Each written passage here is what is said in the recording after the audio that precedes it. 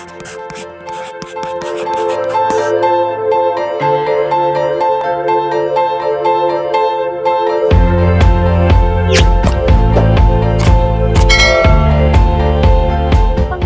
wawancara. Wawancara adalah tanya jawab antara dua pihak, yaitu pewawancara dan narasumber untuk memperoleh data, keterangan atau pendapat tentang suatu hal.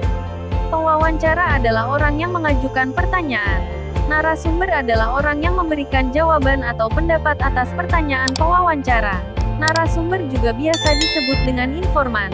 Orang yang bisa dijadikan sebagai narasumber adalah orang yang ahli di bidang yang berkaitan dengan informasi yang kita cari. Jenis-jenis wawancara.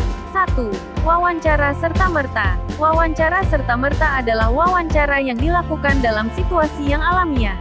Prosesnya terjadi seperti obrolan biasa tanpa pertanyaan panduan. 2. Wawancara dengan petunjuk umum.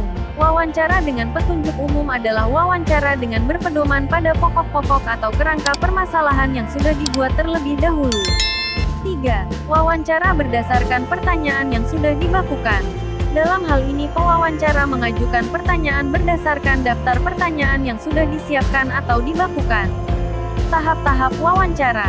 Tahap persiapan. 1. Menentukan maksud atau tujuan wawancara. Topik wawancara. 2. Menentukan informasi yang akan dikumpulkan atau didata. 3. Menentukan dan menghubungi narasumber. Tahap pelaksanaan. 1. Mengucap salam. 2. Memperkenalkan diri. 3. Mengutarakan maksud dan tujuan wawancara. 4. Menyampaikan pertanyaan dengan teratur. 5. Mencatat dan merekam pokok-pokok wawancara. 6. Mengakhiri dengan salam dan meminta kesediaan narasumber untuk dapat dihubungi kembali jika ada yang perlu dikonfirmasi atau dilengkapi. Tahap penyusunan hasil wawancara.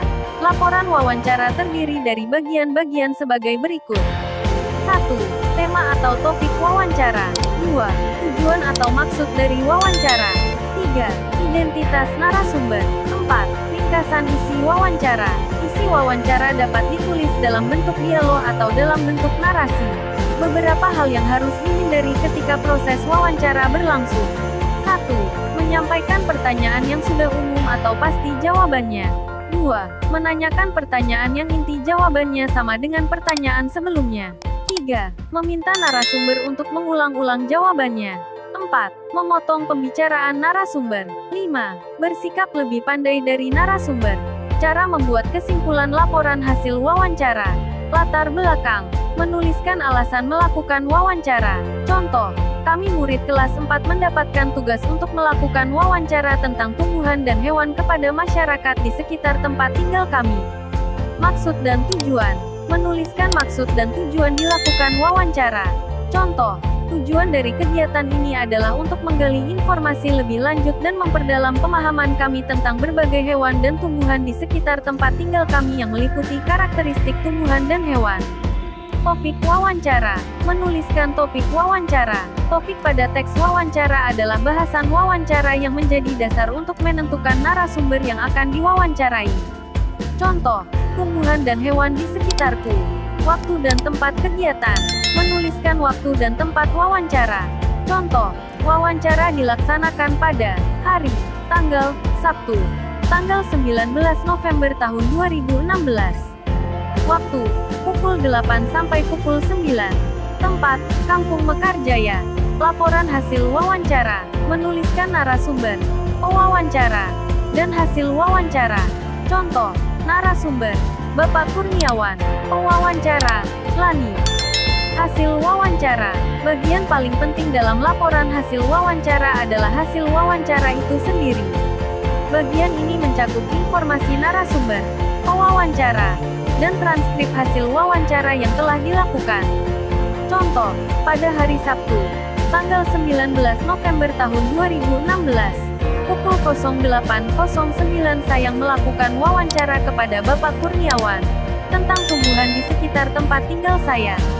Menuliskan kesimpulan.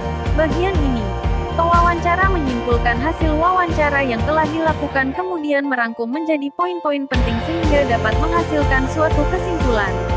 Contoh, pada hari Minggu, tanggal 22 Agustus tahun 2021, Pukul 10-11 saya mewawancarai Bapak Handika tentang kondisi kawasan wisata Buntu Burake dan mendapatkan informasi bahwa selama berkunjung Bapak Handika sangat menikmati panoramanya, tetapi kurang menikmati fasilitas yang ada, karena kebersihannya kurang terjaga.